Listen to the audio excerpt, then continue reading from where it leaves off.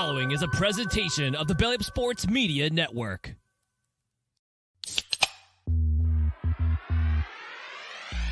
Call yourselves Title Town? Are you kidding me? That's fraud. It feels like a gray area. Spoiler alert, Canada. Cup's coming back to the US of A. There's way too much negative stigma attached to strippers. I hate you guys so much. My dog just shit his ass. Right before the microphones went on, Scott dropped maybe the greatest stat I have heard in the longest time. Scott, the Twins, the last time the Twins won a playoff baseball game, what was your stat? That the number one song in the country was Goodies by Sierra. To which Cesar said, who? As Mr. Unlimited's wife, bro. Come on. Cesar, you gotta know the queen of cornball. I just know him as the girl that got fucked in Gucci flip-flops. Poor up the activist. Thought it was a drought. Oh my God. All right. It's Tuesday. It's Craft Reports. I'm like, Scott. Caesar's here. Robert saying Happy Mean Girls Day, gents. There you go, Scott. Happy Mean Girls Day. It's Hell yeah. Happy Mean Girls Day, everybody. It's October 3rd. You guys get you and Robert get way too into that every year. I just anticipate the meme. I haven't seen that movie in I don't even know how long. And I just know that on October 3rd, that meme is showing up. And it's going to be either you or Robert that posts it, period. Like there's nobody else that I ever see reference it except for you two. I mean, it's a great movie. I mean, there's nothing wrong with repping it on any given day, but specifically on October 3rd. It's a great day. It's good to see you, man. I'm glad to see you all Braves decked out, ready to go, even though I am playoff ready. I'm getting ready for this. Tomorrow is Wednesday. I'll wear pink, but today we wear Braves. I understood that reference. By the way, I got to give a shout out to Matt Barr here because he is saying hello to people in the chat, and he said Rexamillion, Robert, Sarah, hello. And from now on, I only want to refer to Rex as Rexamillion. That is his name going forward. Well done, Matt. I appreciate that. Shout out to all you guys in the chat. Cesar, how you feeling over there, man? I'm good. It's fuck OU week. It's a big game. So it's Drew Holiday. It's the holidays in Boston. Woo! Oh yeah, hey bro. Hey, snaps in the chat. Yeah, fucking the Bucks thought they're all sweet and shit. Fuck no. So much for pick and roll when your point guard's gonna be in a fucking jail cell. Yeah, bro. Good luck. Good luck. I'll be fine. We'll be in the finals. I'm not scared of one bit. I had to wind him up. I'm sorry. I was gonna say that was some good bait you threw out there, Scott. That was well done. I was so mad he didn't take the Cowboys bait earlier in the chat. I was like, all right, I'm gonna. Oh hell no, bro. I'm team money. I'm gonna get the Boston thing. When it comes to the NFL, I don't give a fuck. They just better fucking win. I mean, yeah, like my bets just better fucking win. I don't give a fuck about the NFL. I mean, I do, right? Like, I'll get it. I always said my second tattoo would be the Cowboys if they ever won the Super Bowl. What's your first tattoo? You don't have to worry about that. What's your first tattoo? My grandpa's signature in the shape of a dog because he loves dogs. That's pretty hard. Yeah, I'm on board. I'm gonna get the Empire.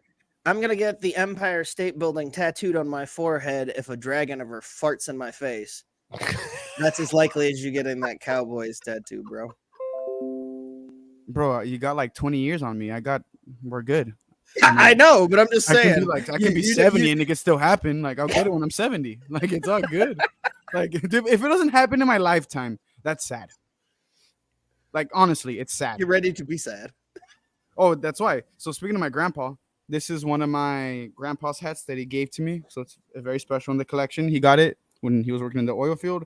Who the fuck Kennedy is, I have no idea, but it's a rope hat. It's hard. And they sell rope wire and sling, whatever the fuck that is, but it's a cool hat. My grandpa. He hooks me up with a lot of these hats. Oh, shit. Well done. I don't know Well who Kennedy is, and I don't know what anything they're trying to sell. But Oh, fuck. Oklahoma thinks they're all sweet and shit, right? Oh, this is the first test for Texas, bro. Y'all have been playing fucking Sacagawea State and fucking the only Sacagawea no, that's what they State? played, bro. Cincinnati's only Power 5 because they're in the Big 12. Like, that's it. They're not good. Oh, They were tied with SMU in the fourth quarter. Wyoming beat SMU by like 50. No, listen, you're right about that. Is their mascot the coin, or is it actually Sacagawea? Like, because I feel like we've got a little controversial question here. Like for Sacagawea, like if you do the coin, is it less offensive or more offensive if you have the Native American mascot? Wait, you have Sacagawea State's mascot just being a coin rolling out onto the field like a giant silver coin that's just like. But that's why I'm asking. Because if you do, in the climate we live in, you can't have like the Native American mascot, right? Like you can't add one now. Like I was gonna say you're sitting there rocking all Braves gear, and you're like, you can't have a Native American mascot would be we have blooper. We have blooper. Are they gonna create a blooper version of Sacagawea? Like no, I don't think you can do so you got to do the coin. So it's got to be a big Sacagawea coin. It could be like, look, we're honoring her with the coin that honors her. Like it's some Inception level mascot shit, right? If I'm the PR people at Sacagawea U, right? My mascots are university. I'm doing Lewis and Clark as my mascots, and I'm naming them the Travelers. Oh, so you're gonna do the white people thing? You're gonna it's like at Sacagawea U we have white people as their mascot. You're gonna whitewash Sacagawea at her own. I'm gonna make white men, Scott. We're getting rid of the minority woman, and the mascot is gonna be two white men, not guys. One, two white guys. Bro, she was a minor. I don't want to put a minor cartoon costume on the field. I could put two adult men who were creepy, look like every other fucking mascot. Bet y'all never thought you were gonna get this chatter when you tuned in. Guys, you got to tune into these guys. They're great. They they paid Sacagawea U and fucking Oregon Trail State mascot would be.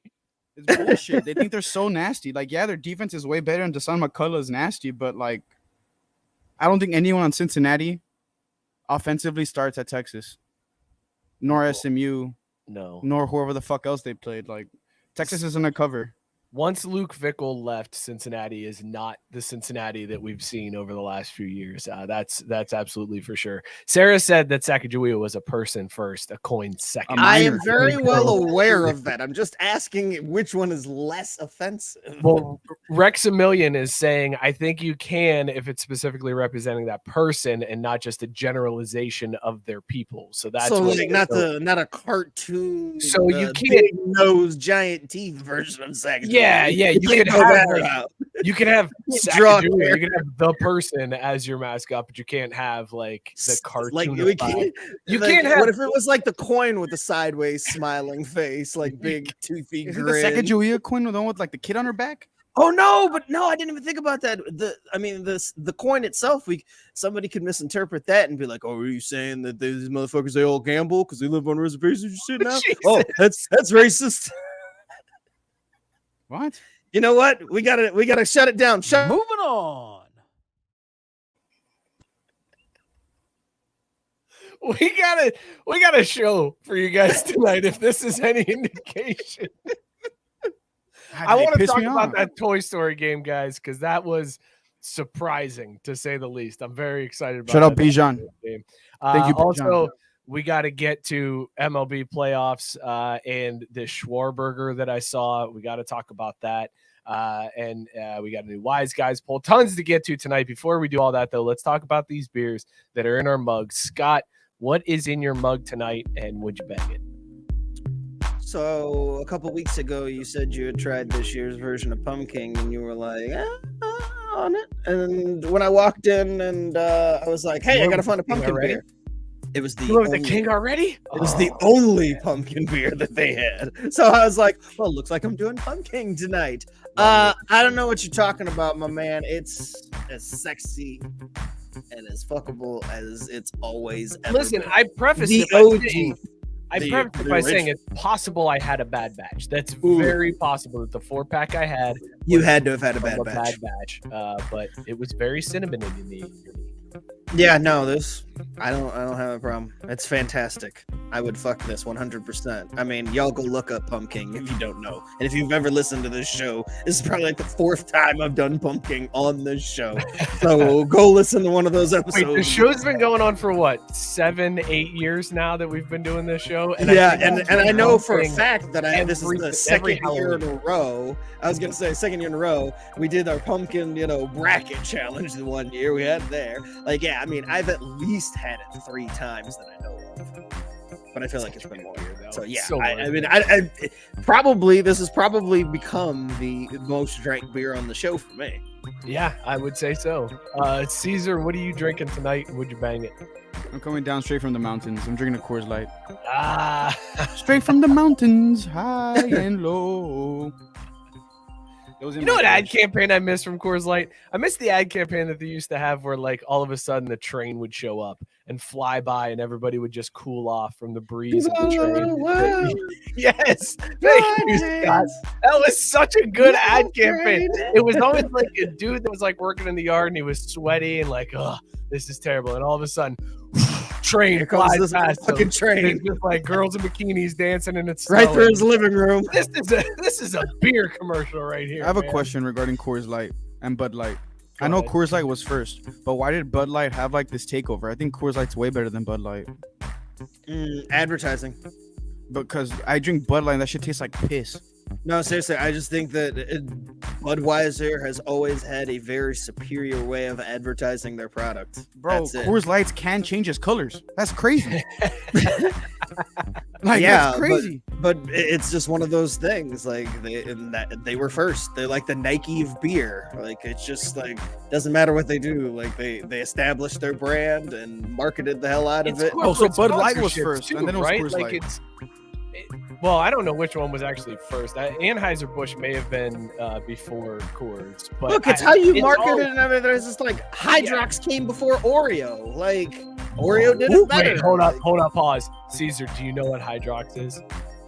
He shouldn't. I'm actually like going to give it to him. Drug. Like, I know what you're referring to. Yeah, you shouldn't. Like it's the original Oreo cookie, but I know it's Hydrox. Like it was the original sandwich cookie, like before. If Oreo. I told you, I had a homie, he OD'd on Hydrox, you'd be like, yeah, that makes sense. That doesn't sound like a fucking cookie. That's why they lost. Sounds like a drug. Sounds like Oxy. Oh man, did you hear about Cesar? Yeah, he's hooked on Hydrox. Oh, that poor kid. Yeah, bro. It's time for an intervention. But they're just fucking cookies. But no, to Cesar, to your point, I think it's just corporate sponsorship, right? Like Bud Light got associated with everything. They got in with all of got in with everything. They advertised the shit out of it. Yeah, I still can't believe Bud Light's fucking Budweiser Light. Like, why wouldn't they make their cans red? They should just. There's the crux of it all. We're gonna go back to that. No, I still can't believe that. We just found out what it was. Never forget when Cesar just realized that Bud Light was short for Budweiser Light. I had no, dude. I still like. Speaking of episodes that you need to go back and listen to if you haven't. Dude, for the longest time when I was a kid, I thought Budweiser and Budweiser Light were like ops. I was like, yeah, because it's red versus blue. One's a heavy beer, one's a light beer. Yeah, they're competing, but they're owned by the same brand. It's like Pepsi and Coke fight too, and they rock the same colors. Yeah, exactly. I was like, I'm so confused. And then Budweiser, yeah, that's crazy. Shout out to the throwback branding that made me unravel that fucking shit. Robert pointing out the branding. It's the marketing and the branding that Budweiser had that Coors is better. Coors Light is better than Bud Light. Listen, when it comes down to Miller Lite, Coors Light, Bud Light, I'm pretty convinced that if you did a blind taste test on all three, you wouldn't be able to tell. You would you can't get one out of the three right. Bud Light is dog shit. I don't like beer in general, but you give me. I don't really have much. I have a different, and it's like I don't have much of a flavor profile on any of them. But every time I have Miller Lite, I'm like, I don't like this. Like I don't that's know me with why. Bud Light. I think it tastes like shit. I would rather have a Coors Light. Yeah, me too. Because from the mountains, there's other light beers that I would rather have than Miller Lite. I don't know what it is, but for whatever reason, Miller Lite's like the last option. Well, it's Tastes like because shit. out of those three, out of Miller Lite, Bud Light, and Coors Light, Miller Lite is the Pilsner, and the other ones, I don't believe they're Pilsners, right? Like Bud Light and Coors Light aren't Pilsner beers, which is probably why you taste the difference in the Miller Lite and don't like it as much. So I think it's the type of beer too, because isn't Bud Light? See, you might have to look this up, but isn't a Bud Light lager. and Coors Light a lager, right? Yeah. I think. Well, Budweiser for sure. Is Bud Light's a lager. Yeah, So I know it's that. It's the flavor profile of a Pilsner versus the lager that you're probably prone more towards the lager, which is why you don't like Miller Lite. I dig Miller Lite. I don't mind Miller Lite. Also, give me a fucking hams, baby. Give me a ham. Me. You dig? I'm sorry. I didn't mean to cut you off. It took me forever to find it, but I legit I'm like, man, that actually makes sense. Hit me with the rainbow. Sarah also pointing out why Budweiser and Bud Light have more market share.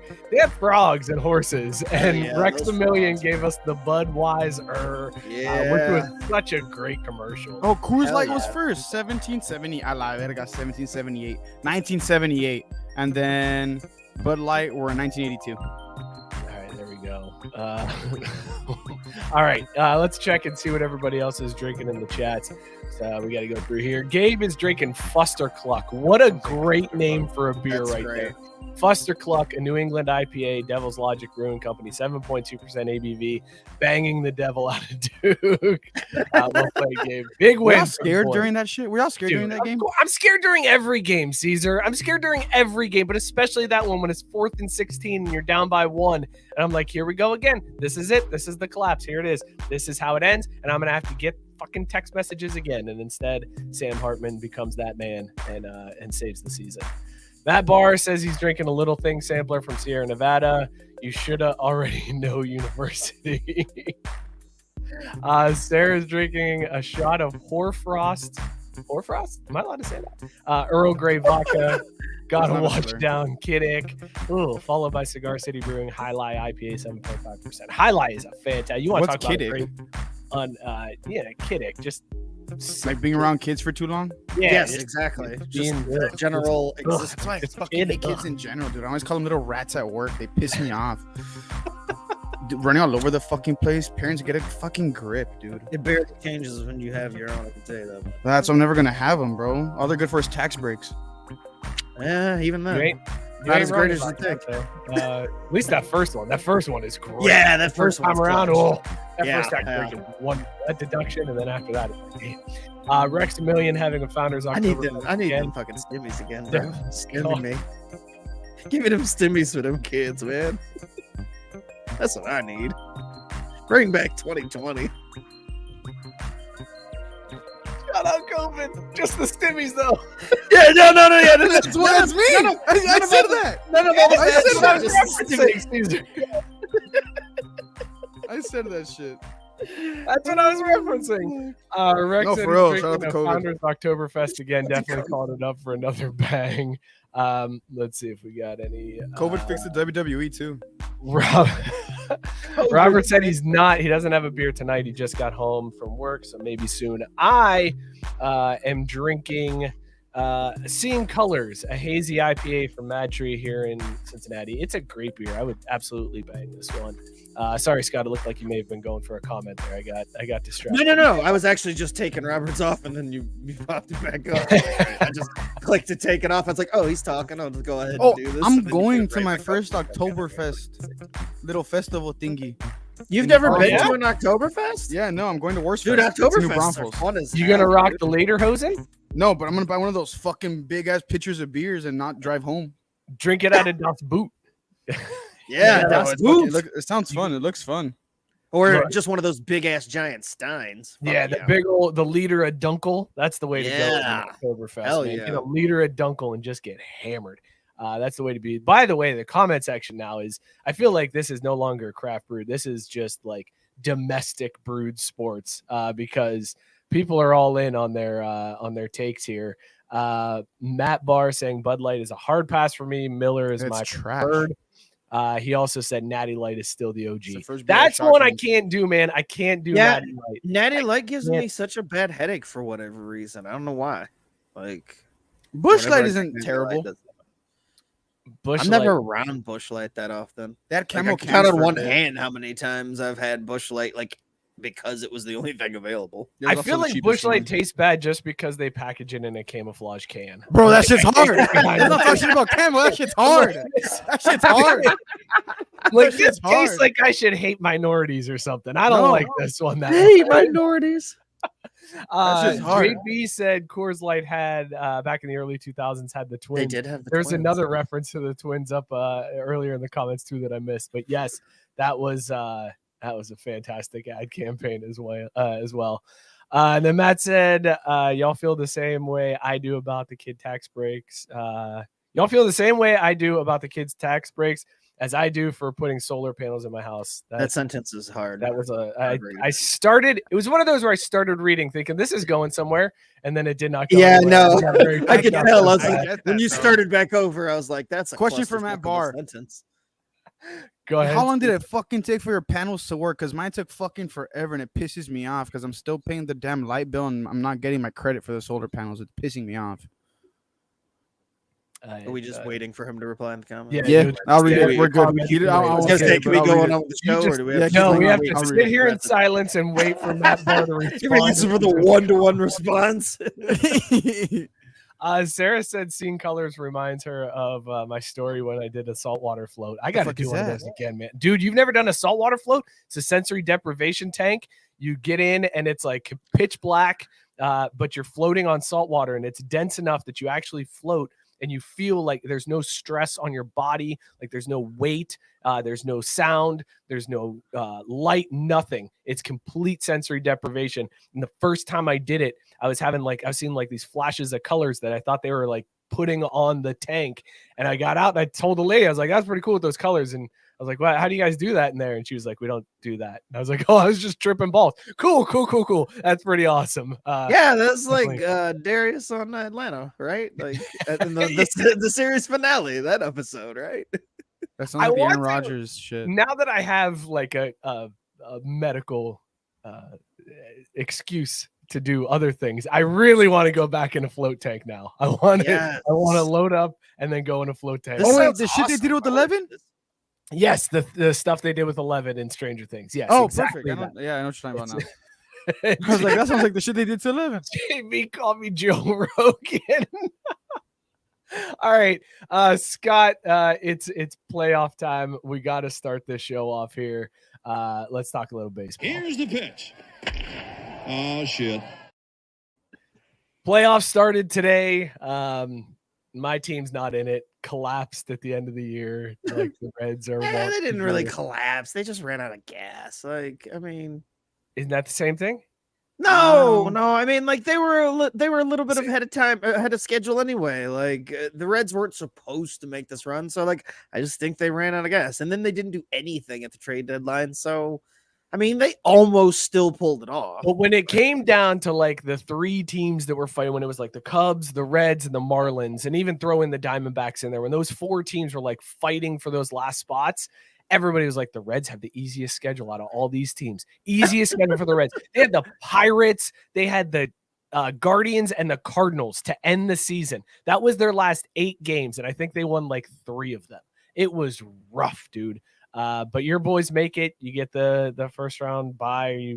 You feeling good? You feeling great? Like this feels wide open, right? This playoff seems very wide open to me. Oh, I'm still as nervous as ever, man. Like it's baseball. I was sitting there thinking about it the other day, and everybody was talking about like just all the way the pitching set up for all the teams. Pretty much, it seems like everybody's like, "Man, it's nice if you got 2 starters." I'm like, dude, I watched a bunch of playoff games where the Braves went into the playoffs with 3 fucking future Hall of Famers, and it didn't goddamn matter. So I'm not worried about like how many guys you got to get. It's like you just got to go out there and find a way to fucking win games. That's it. Like this time of year with baseball, like all the kind of conventional rules are out the window. Like I love playoff baseball because everything's just super hyper aggressive. It's like, guy's in trouble if he gets like 2 guys on base in the first. That's like a huge rally. It's like, and you feel it too. You like in the regular season, you're like, shit, it's a quick start. I get a double play here, get out of it. It's fine. I'm not worried about this. This is the first fucking inning. We got 2.5 more hours of this. 2 singles in the first happen in the playoffs, and you're like, oh shit, they gotta get somebody up, man. Fuck, it's over. Like, somebody get out there and settle him down. It's hitting the fan, guys. Like, oh my god. Is he gonna get out of this? We can't handle this. We can't deal with this. We don't have enough arms to be going into the pen in the first inning. Like it's like DEFCON 6 for everything. I mean, like Royce Lewis hit that home run in the first inning for the Twins, and it was like, oh shit, here go the Twins, y'all. Matt Barr saying playoff baseball is nothing but tight buttholes. The whole time. Seriously, dude. Even when you have like the quote unquote favorite team, or the Braves are the 1 seed, I don't feel any better than I ever have about it in these playoffs, and I feel fine now. Ask me just before fucking that game starts when my hands are sweating. I was gonna say you feel fine now because you don't have to do shit till the NLDS. You got nothing to do right now except just sit back and watch. Just be like, well, let's see who we get. Who's coming to town? Because not only like you got the home field advantage, number 1 seed, you're like home field throughout, best. Well, and here's how wild this thing is now. The winner that the Braves are gonna face is an NL East opponent. They face the Phillies and the Marlins. So it's like, oh, cool. The teams that they play the most, get them again. So this should be easy. You got to be hoping for the Marlins, right? With how 100%. Are you kidding me? Yeah, absolutely. Every time you're sitting there looking at the easiest path, I never fuck all that.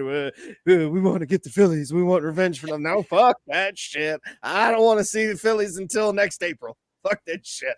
Cesar, do you feel that way when your teams are in the playoffs? Because there are those people out there that are like, no, to be the best, you got to beat the best. I don't give a shit. Bring us anybody. I'll take on anybody. I don't care who we're playing. Bring on anybody. As a fan, I'm right there with Scott, where I'm like, give me the easiest path. I want them to have to reshuffle every time because I got a lower seed that made it through somehow. Like I want the breeziest path through. Yep. Get a title. Don't give a shit. Is that how you feel, Cesar?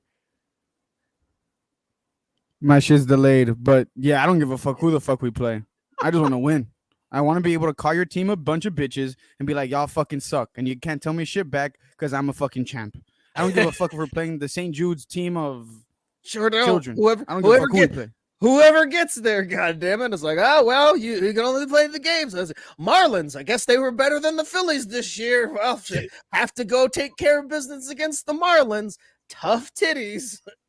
We got to keep a running tally because so far Cesar has thrown out Sacagawea State and St. Jude's School of Georgia. That was the other school. I thought he said School of Children. Yeah, he said School of Children. Yes. I was gonna say, I was like, did he? We could play the UNICEF like African orphans for all I care. UNICEF African orphans. I need my team to beat their ass. Like, I don't care. Yeah, hell yeah. I really don't care. That is amazing, Cesar. So yeah, Gabe go pan back to me. I don't care if I'm delayed. Gabe out here saying I don't have access, so I need you guys to put that shit on the screen. I got you. Like Notre Dame schedules beat the best, bro. Y'all fucking Duke and Ohio State. Ohio State's your best fucking game.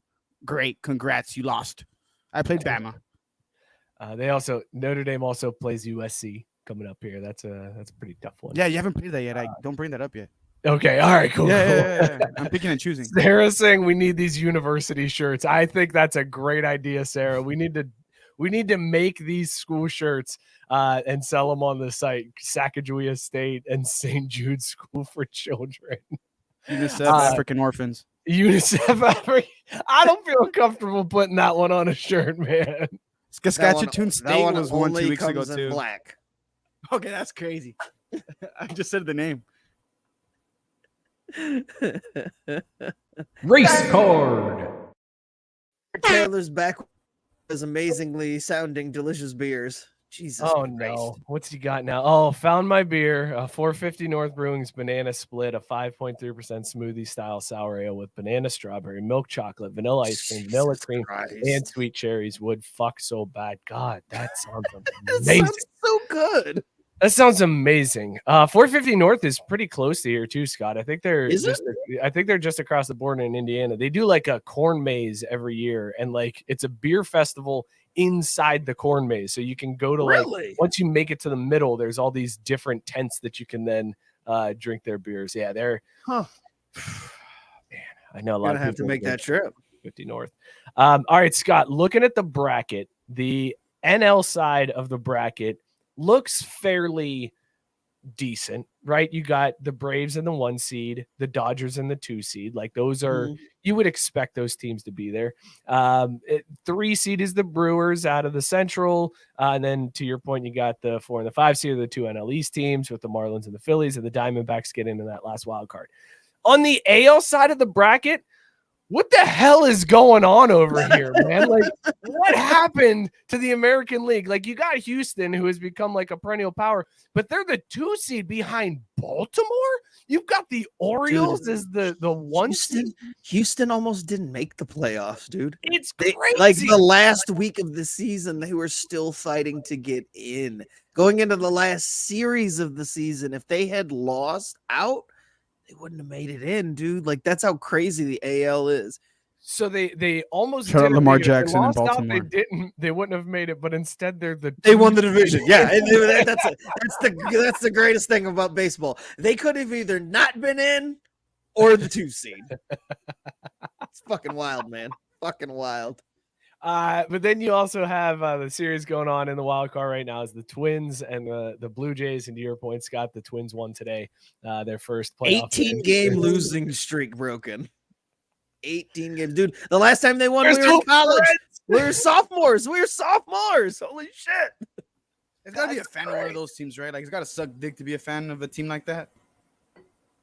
Well, Like, and you I just mean, make the especially playoffs for and then just suck. Yes, Well, it yeah, does. but the Cesar, I Twins can tell you, too. yes, it sucks. It sucks very, very bad to be a But for fan the of a team Twins, like that. especially on this streak, it was like every single time Twins versus Yankees, and every single fucking time it'd be like, man, this is it. The Twins got to do it this time. Like on paper, they had better teams a few times, and every single time fucking swept. And you're just like, damn, dude, again.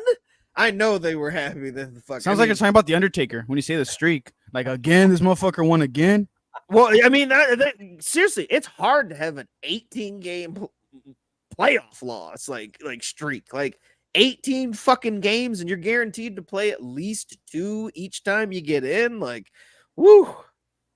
That's rough, man. That's real rough. I thought the red streak of not being able to get out of the first round was bad enough, but at least they won games. Right, yeah. Like, there was at least wins that you didn't get swept out every. They did get no hit once. That was embarrassing as shit. But they didn't get swept out. Okay, like that's rough. Well, you know what's more embarrassing than getting no hit in like the first or second round of the playoffs? Getting no hit in the World Series. Yeah, fuck you, Philadelphia. Sacks of shit. Fuck that. Fuck city, Philadelphia bro. because they're the ones who no hit the Reds in the playoffs. Oh yeah, fuck them even more. They have a Right. fucking statue of a fictional character, bro, and not even a cool one. It was cool maybe in the 80s. Fuck out of here, bro. Wait a second. Hold on. I gotta push back on this. Rocky's not cool in your No, eyes? he is. No, he is. I just hate Okay. the city of Philadelphia. All right, that's fair. If he was from like fucking Denver, he'd be fired. Wait, so is it time to talk about the SchwarBurger now? Yeah, I was gonna Is that say where we're since we're talking, talking playoff Philadelphia, baseball. we should probably bring up the SchwarBurger. All right, so this monstrous concoction was created. We were talking about this before the show, Scott and I were, that like it's become a thing that teams are just like creating playoff menus. Like they're saving stuff, and then in the playoffs they're like, by the way, here's some new menu items that we have. So they created the SchwarBurger in Philadelphia to honor Kyle Schwarber, I guess. But this is what this thing looks like. Guys, this is eat that at a baseball onion game, ring, guys. an Come onion ring, on. the top of a bun, an onion ring, another onion ring. Then you have bacon. Then you have a half-pound burger patty. Then you have brisket, and then you have the bottom bun. how do you physically, like, my question is, how do you physically eat this thing? Like, you have to take the onion rings off, right? That's step one. Dude, the Three, first and one, then that's the- fucking stupid. I mean, I was gonna say the one on top of the bun is unnecessary. That's such as all bullshit. fuck. Like and that they're almost charging looks, you $4. it almost looks Cesar, accidental. You're you- like, you- what? They're charging you how much for this?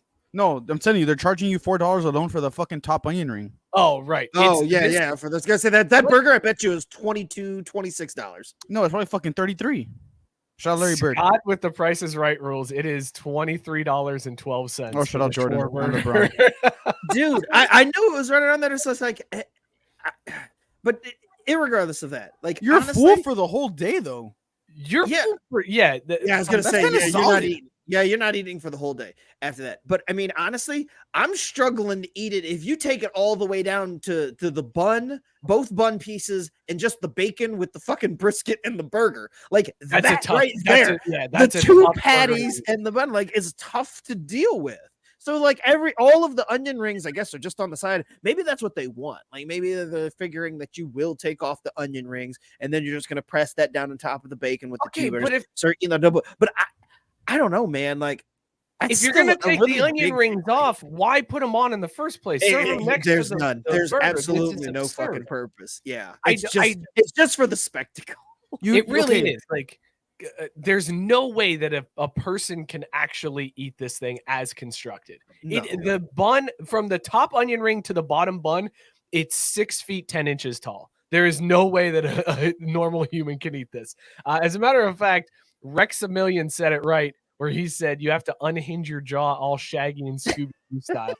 And Sarah said, "Oh, so Canadians can eat it." Oh, that's Well crazy. done, Sarah. That's a good joke. Whitey's saying it's a cartoon burger. It really does feel like that. Like there is. Yeah. First of all, dude, if you take off the brisket and the onion rings and you just have that patty, Yeah, big that's ass a big fucking ass burger. that's a big burger, man. It If you have is. the burger and the bacon, that's a big ass burger. But you Yeah. have the brisket in there too. This is unreal. But then to Unreal. Caesar's point too, so they do that, and I'm guessing you don't get anything on the side of this. So the onion rings essentially are your side. You get 3 fucking onion rings to eat with this. do you fucking need big more? ass- Look at this size of this thing. But it's just the principle of they really just threw what would be on the side of the plate. But if you got just a regular double burger somewhere and you're like, and let me get onion rings on the side, they would give you more than 3. So they're fucking you. Have you ever had a burger that had a different style of meat on it? Like you're just getting a brisket burger where the meat itself is brisket. Not 2 different types. Exactly. Like, Have you yeah, ever that- had a that's burger with a weird. piece of brisket under? It's not No. great. The textures are all fucked up. I was just gonna So- say, I don't know how Like- that would work. Like, So me, in my opinion, they're fucking wasting that dry ass brisket the way it is. Maybe it's the Texan in me that's getting pissed off with the way that brisket looks. So you take off the bottom bun, you take off the brisket, and you just fucking leave the burger bun with the bacon and the onion, and you squeeze the bitch. And then Squeeze the bitch. and then you take off the top one, and now you have a little onion ring with your little piece of brisket, and now it's more palatable. And you have a snack for in the fucking 7th inning with the brisket and the onion ring. In all seriousness, though, guys, Also, I- like eating this at a baseball game, how big of a pain in the ass is this Thank to eat in you. your lap? thank you. Like I can't eat a hot dog without mustard landing on my shirt somewhere. Can you imagine me sitting in them little ass seats with big ass fucking dudes next to me cramping over me while I'm trying to eat No. this gigantic burger? Like this is Also- absurd. Absurd. Also thinking about where this is, and I just heard an interview with somebody the other day. They're talking about the playoff atmosphere in Philadelphia last year, and they said people stood the entire game. So they're trying to sell this in Philadelphia to people who are standing into super sports fans at the game. Who's eating? Like when and how are they eating this? You did that like fucking an burger athletics in game. the stands of a playoff game. Yeah, seriously, this is what you would eat at the A's game. It'd be like, Well, yeah, I mean, you've got like the seat in front of you, the seat behind you, the seats left or right of you. You got all this space to eat this fucking monstrosity. At the Phillies game during the goddamn playoffs, you're the asshole who shows up to his seat with this fucking thing. Guys, I think I figured it out. This is their game plan. You can't throw batteries at Santa Claus if you've got this thing in your hand. So they're like, this is our way to calm the fans down. They can't have a riot if both hands are filled with this 6-foot-tall burger. I'm gonna laugh if Jazz Chisholm gets hit in the back of the head with a piece of brisket. Chisholm, take this shit.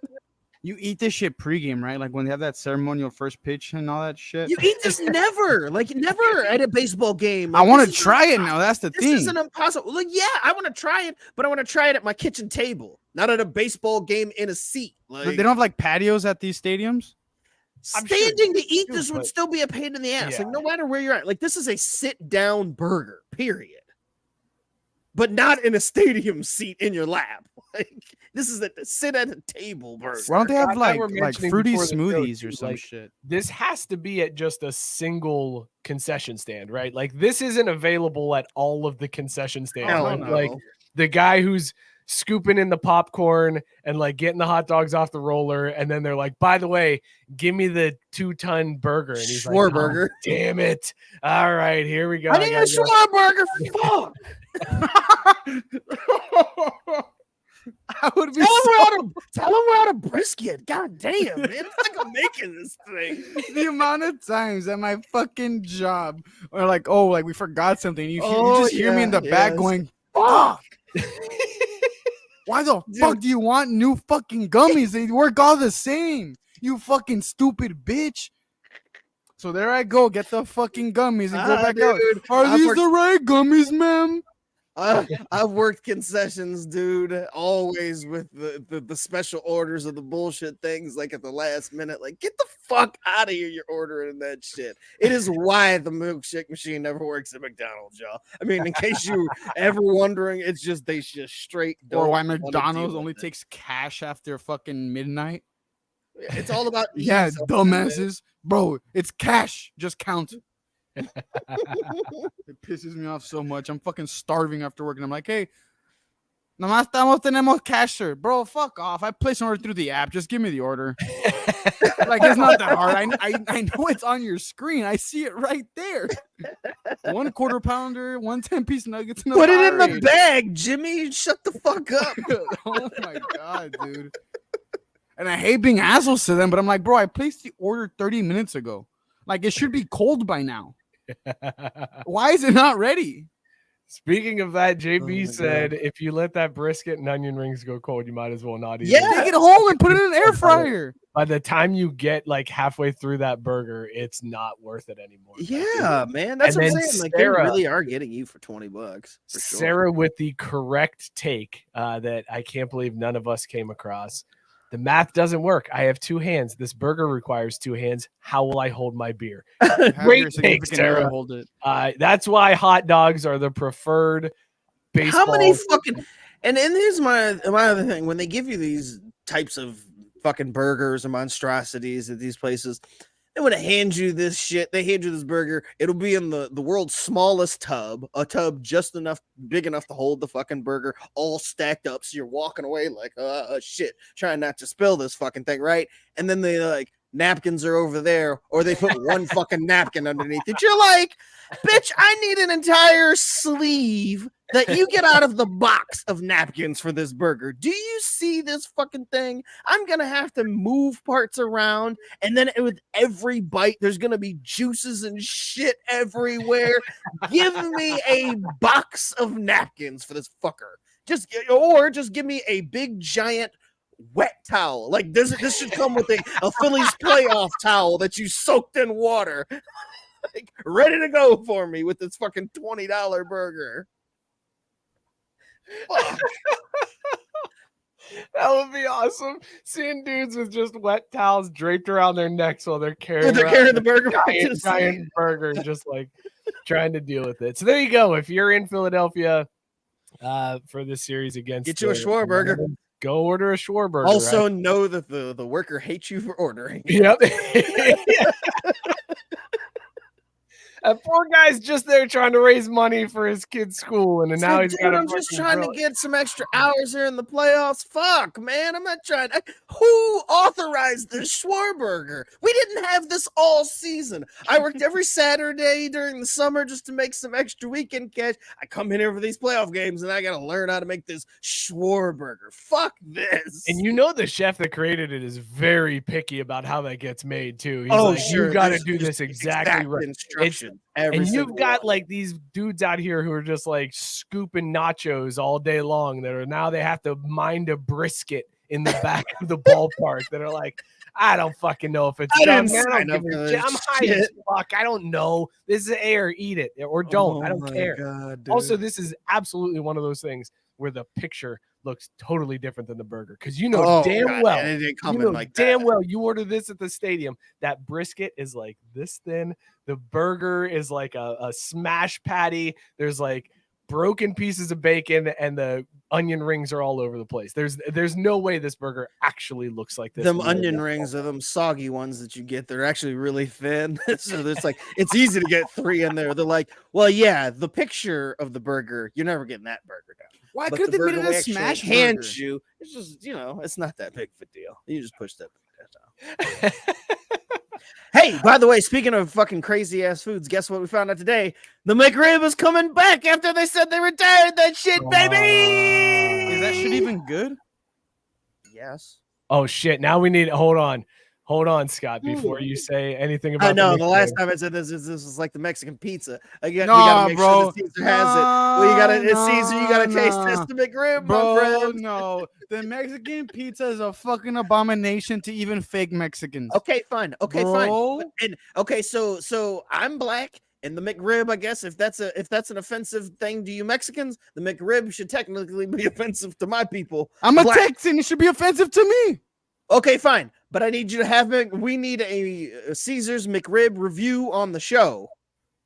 You hear that, crowd? So let's get the GoFundMe going crazy. I'll drop my Cash App. Y'all send me 50 cents each. Dude, it's like Caesar, I'll buy you a McRib. I'll buy you 2 McRibs. All right, Yeah, I'm feeling generous. They Okay, usually have the Christ. special when they drop it. It's like you This get guy's 2 about for to $5. drop his Cash App for the dollar menu at Not McDonald's. just that. Hey, last weekend was the first weekend I went negative. Mind you, I'm up like 500 units in the first 3 weeks. Cincinnati.com for your player prop picks. I'm just saying. And that doesn't mean that I can pay for the McRib by myself. I still need the crowd's help. He's not liquid, is what he's saying. It's all. Yeah, it's not liquid. It's not liquid. It's not You liquid. gotta- It paid bills. I got in front of some bills I had to take care of. I didn't want to have to pay interest on some shit, so I decided to do the responsible thing and take care of some shit. Oh, well done. All right, we are going to get a Caesar McRib review live on the show one of these weeks. We'll have to make that happen. Let's talk some football, fellas.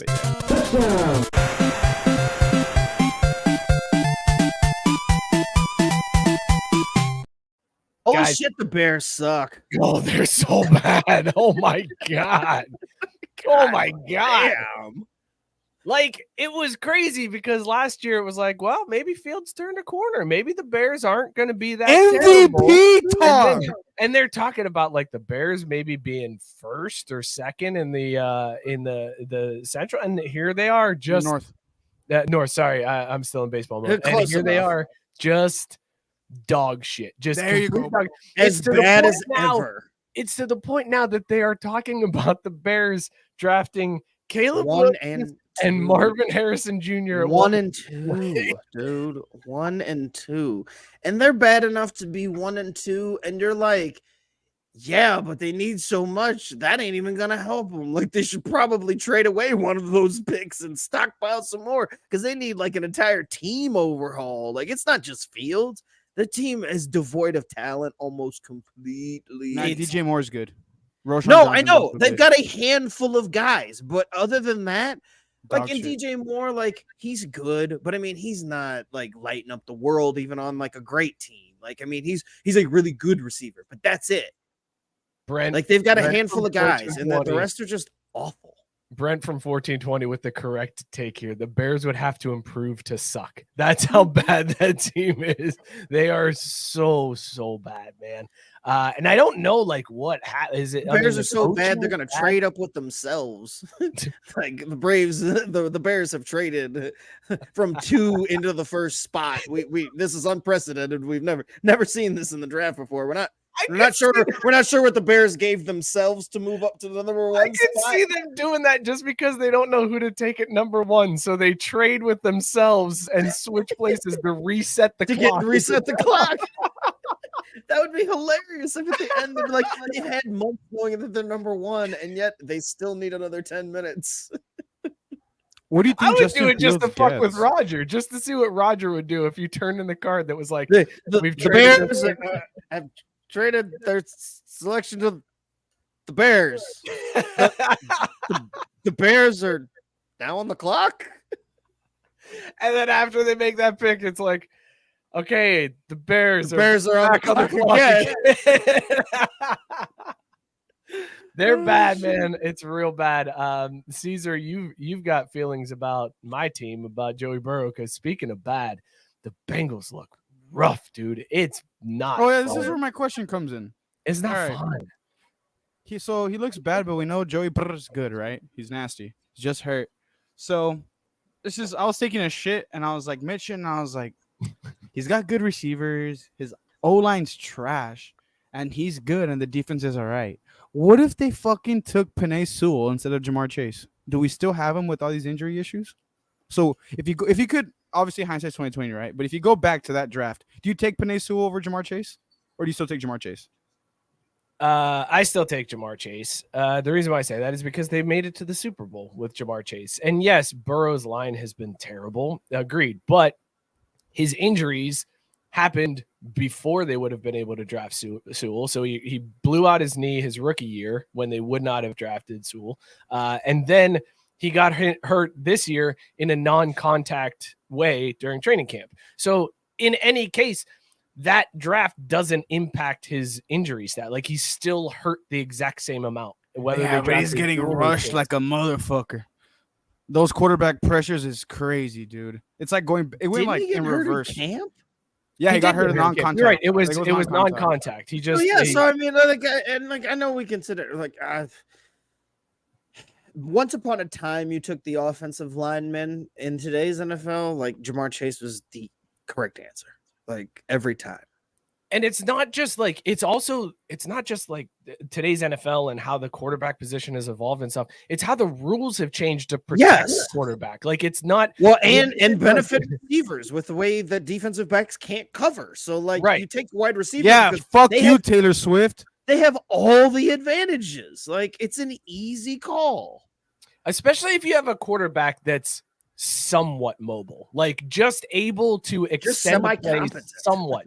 You don't even have to have like a Lamar Jackson who's a threat to run. No, you just have a quarterback who can move the pocket, who can extend the play and give your wide receivers an extra half a second. That's all you need. So the problem isn't that the line is, I mean, don't get me wrong. The problem is the line is bad, but the real problem is that Burrow's calf hurts and he can't do what he's been able to do the last 2 years. That's the issue. And I know people are going to be like, oh, there he is.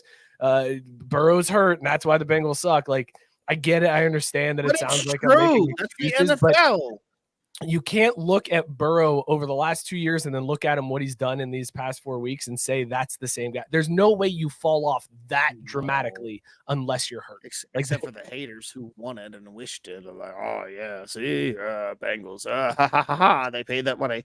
Like, my argument is that like he's playing so poorly, and it's so clear that he's not healthy that you just signed him to that deal. Just shut him the fuck down. Like, I don't think y'all needed Jamar Chase. There's no T. Higgins reason. and Tyler Boyd.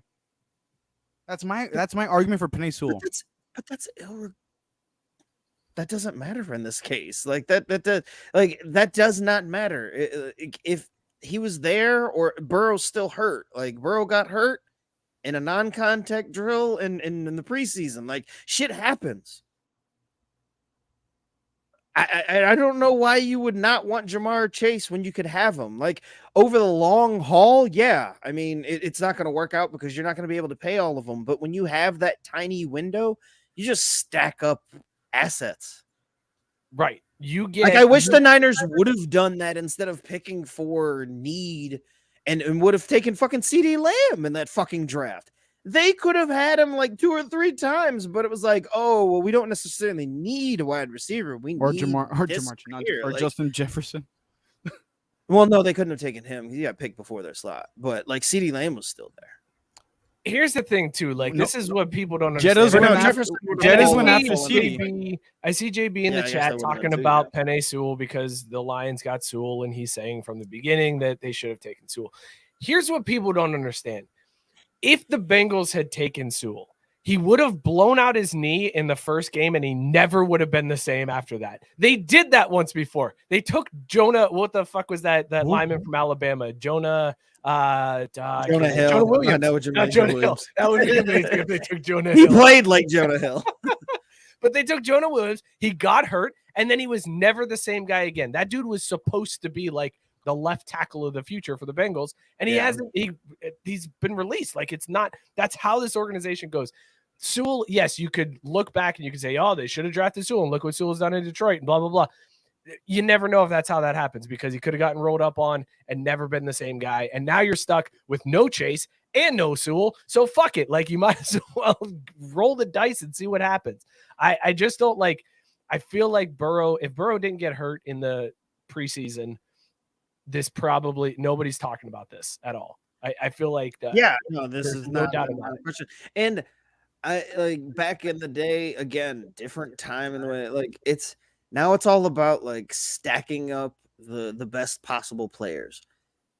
And Jamar Chase was just the better player, like overall at his position, regardless of need. Like, you just are supposed to take, like, as long as it's not a quarterback, you're not taking another quarterback when you're like Patrick Mahomes or whatever. Like, if the Chiefs found themselves in a situation to take a quarterback, they're not doing that. Okay, fine. But when you're talking about like the skill position players, if they're there and they're available and it's between them and, you know, like an offensive lineman, you just take the skill position player and then figure out the other shit. Like, it's almost become, because it used to be that the skill position players were the ones you picked up in your free agency and you signed that big name free agent receiver, but you build up your line, you build up the trenches, and that's how you built the team. That's not the case anymore. Dude, look at Miami. Miami's got Waddle and Hill, and that's all they Waddle and Hill make Tua look like a really good quarterback this year. Like, Tua is looking like a star. Waddle and Hill are on pace to break Calvin Johnson's single season receiving record. Both of them, because all they do is they just run past the defense and Tua heaves ones down there. There was a play I saw this weekend where Tua, it was something popped up on my timeline where Tua literally asked Hill after a touchdown pass, what route did you run? He doesn't even know what they're running. He just sees them fucking streaking down the field and he's like, there's Hill wide open. Oh, there's Waddle wide open. Like, it's crazy what a solid wide receiver can do for a somewhat competent quarterback in today's league. So, Cesar, to answer your question, no, I think Jamar Chase is still the correct choice. Although now I'm a little worried because Jamar's out here after losses to the Titans, after getting. I'm always fucking open.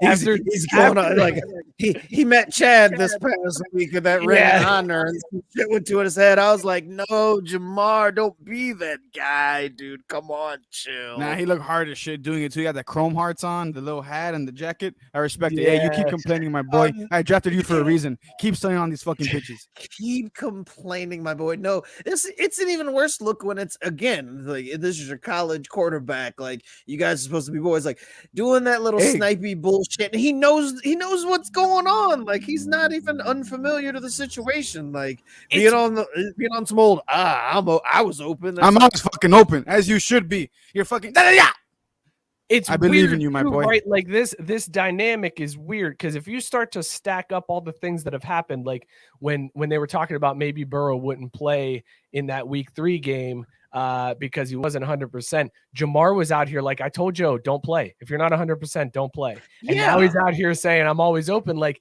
is there tension between Burrow and Chase? Because no, I think it's more so Taylor and Chase. Well, okay, in that case, I'm team Chase all the way. Fucking get Zach Taylor the fuck out of town. Like, listen, Zach, dude. you But that's been the case for a while now. We knew when they went to the Super Bowl, it was all Joe. That's why this is so like kind of silly in the big picture. Because it's like, look, that guy didn't go anywhere just because of calf injury. Like he's just not healthy. He'll be fine, and we know what Joe is capable of. He took fucking incompetent ass head coach with him to the Super Bowl, dragged his ass to the Super Bowl. Zach Taylor's not a good head coach. So if there's any contention there, Zach Taylor gotta fucking go. He should already be gone, to be perfect. He should be. I'm on the side of let's put Burrow on the IR, sit him out, tank this year. It's done. Will they fire Zach Taylor for that though? Fire Zach Taylor, hire Eric Bieniemy, win the fucking or Ben Super Johnson Bowl next year. Like that's Ben Johnson's a great coach. By the way, Gabe pointing out Cesar, we got fantasy talk from you. The streak Dude, continues. it's fucking football season. What do you expect, my boy? Come on, man.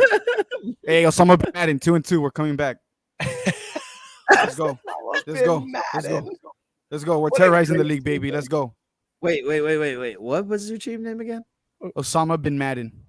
Bin Laden. Yeah. Jesus. So, Scott, did you watch any of the Toy Story broadcast? Because I put that shit on for the kids. Kieran watched the entire game. He would run into the room and tell me the score. He was like, Dad, Jaguars just scored again. Like he was 100% into this game. Loved every minute of it. He was glued to the TV. This is exactly what the NFL wanted, was to get the young kids interested in watching football. That kid will not sit down and watch football with me. He refuses to watch football. He'll watch for a little bit. He'll purposely cheer against whoever I want to win, just to be a dick. What a dog! And then Let's go. Like, dude, no What a joke. dog. He will sit there and he'll be like, Daddy, who do you want to win? And I'm like, I kind of want the Falcons to win this one. He's like, go Jaguars. I'm like, you little Yes, sir. You know, I got Trevor Lawrence on my team. But yeah, he loved every minute of this broadcast. Did you watch any of it, Scott? No. The But Bijan okay. highlights go I've crazy. got a new segment I'd like to debut here. Shit. In light of this. God. In light of this I'm not conversation. prepped. I don't have graphics. I don't have No, music. that's fine. It's fine. It's a brand new one I came up with a couple hours ago. It's called Hold This L. I'm going to hold this L because if you are part of the Facebook group, you might have seen me post Trash. something in the group and shit on this Toy Story thing. But here's the thing. I actually old man the shit out of this because I thought I was just shitting on the fact that I thought that the Jaguars and Falcons were going to be wearing the Toy Story jerseys that they showed in the promo. Not that they were doing an entirely like computer generated and Toy Story animation style broadcast. I had no fucking clue. I was sitting there railing against it. We talked about the broadcast. Okay, then but that's why the promo threw me off, because the way they presented the promo, it's just, oh, here's fucking Sunshine wearing this Woody Styles jersey, and here's Bijan wearing this toy or Buzz jersey, and I was like, wait a minute, they're wearing just like themed jerseys of these characters in the game. Like, this has gone too far. Like, what the fuck is this? Like, This isn't last week on the show because JB said the NHL tried something like this and it was terrible. Like we discussed, they're gonna animate it, and what is happening on the field, they're live animating. I think you even said, how are they even able to live animate it? Like, there's got to be a delay. Like, I remember this all now. I forgot it was Toy Story. Like, I'm telling you, I'm holding this L because I old man the fuck out of this whole thing. And I realized about halfway through my crusade against, like, fighting against these jerseys that were never going to get worn. It was just for that promo that, oh shit, they're doing this broadcast. But I couldn't say anything. Ask Robert Taylor. I admitted to him on Sunday the error of my ways. But I kind of just ignored it. And then when I saw the actual broadcast post in the group, I was like, oh, shit. It wasn't them wearing these jerseys. It was this fucking simulcast broadcast. Oh, fuck. I old man this shit. Like, damn. So I am holding this L. Hold that L. And this has been the first ever edition of Hold This L.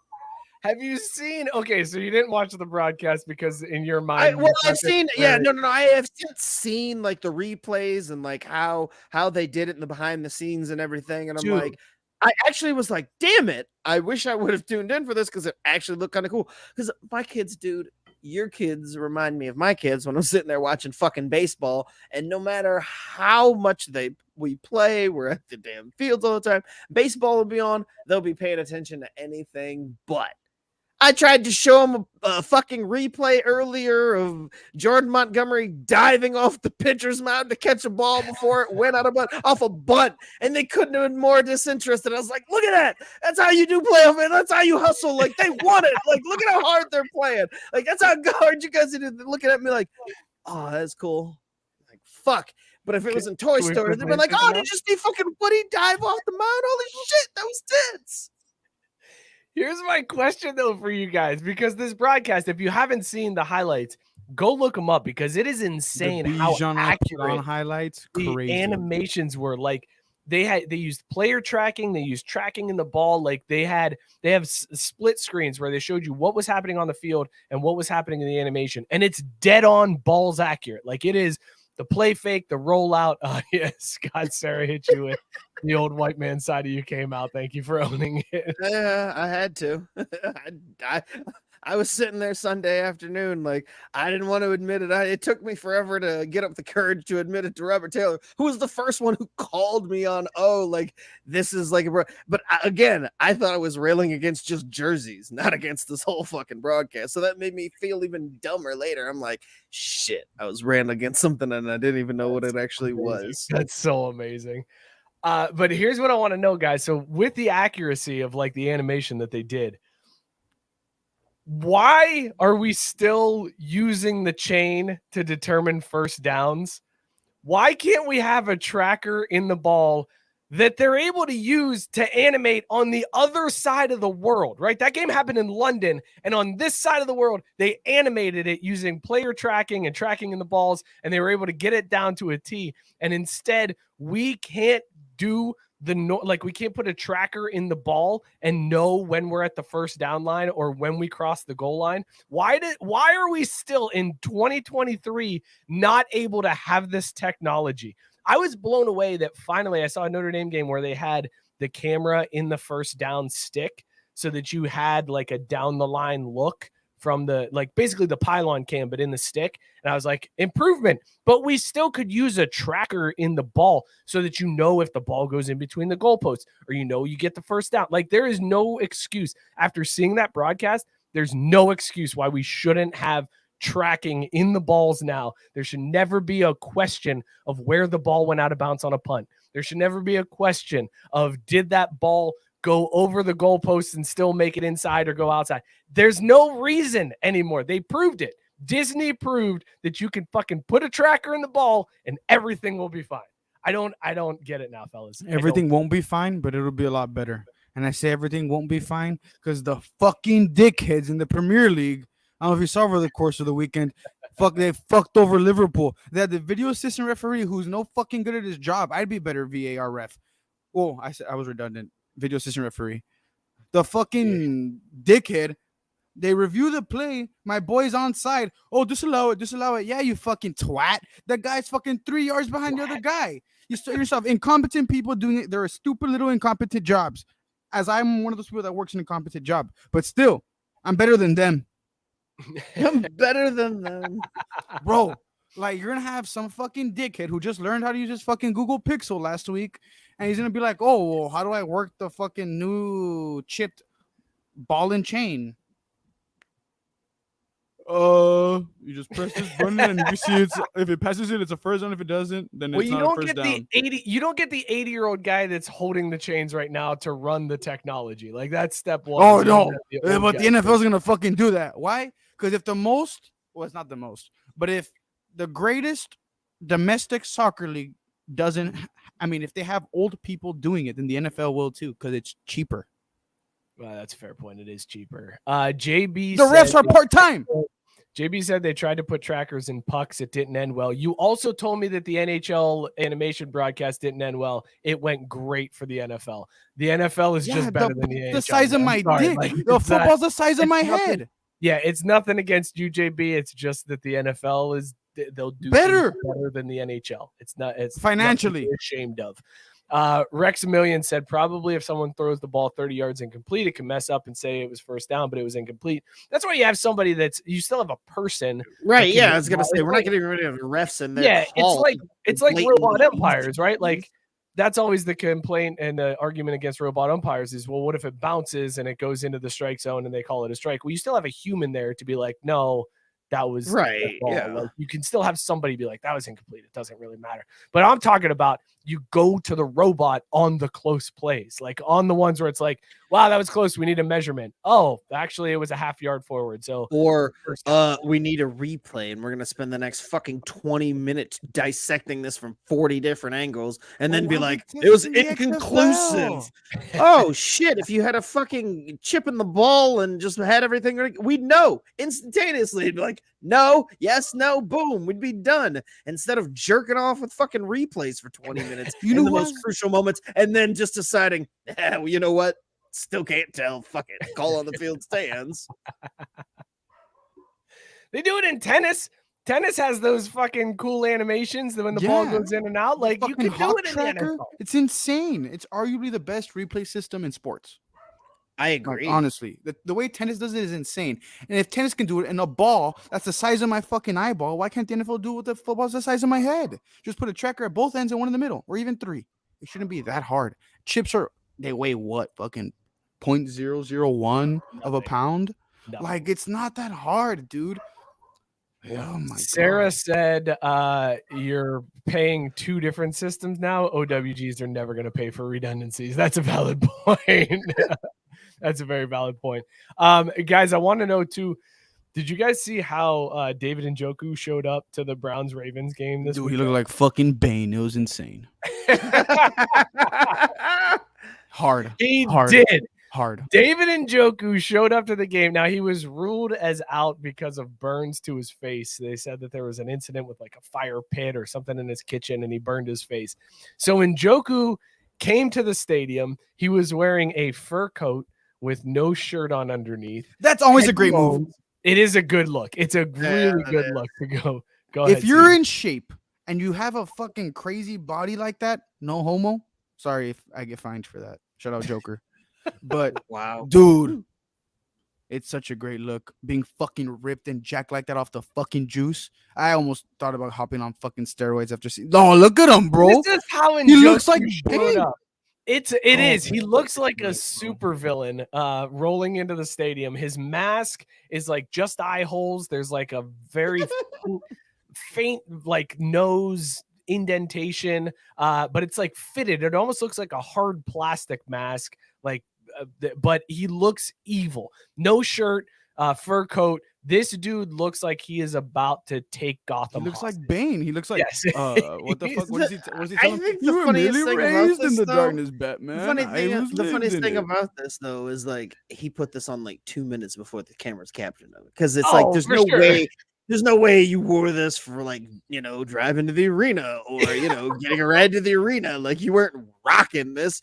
So these whole like showed up to the arena like crazy fits like this when they do weird shit like this. It's like, wow, could it be any more of a fucking show if you tried? Like, come on, man. Like, I don't know.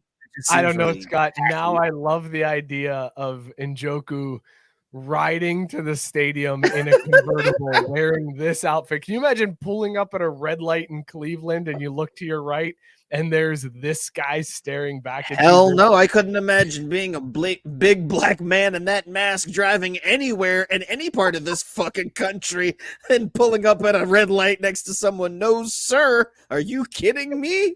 I like to live. I choose life. So no, I could not imagine doing that. Hard pass. This mask looks like Njoku was ready to team up with Ben Affleck and Jeremy Renner to go rob a bank in the town. Like that's what I feel like yeah. I mean, I'm not even racist, but I mean, if I looked over to my left and I saw a gigantic black man with this mask on next to me at a red light, I'm probably dialing 911 and waiting until the light turns green and he drives off before I hit that other one. Like, you might want to do something about this. Saw something really fishy. Rex a Million said he should try that outfit in the small town.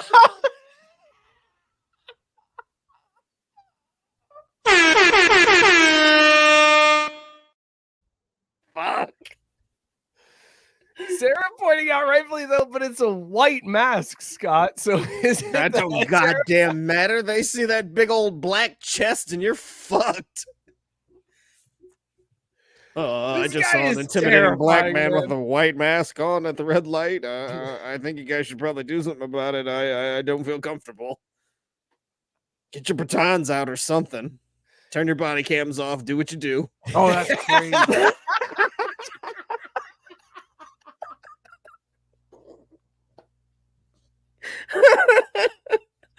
Oh, fuck. All right, an hour and 14 minutes. Let's go ahead and mark that one down for us here. I hate watching those videos. Turn off the body cam. Okay. And all you hear is what the fuck? I don't like those videos. Oh I god. think anybody does. I just realized what time it was. Holy shit, we haven't even gotten to the Wise Guys. Let's do Wise Guys top 10. Yeah, here let's real do quick. that. Let's do that.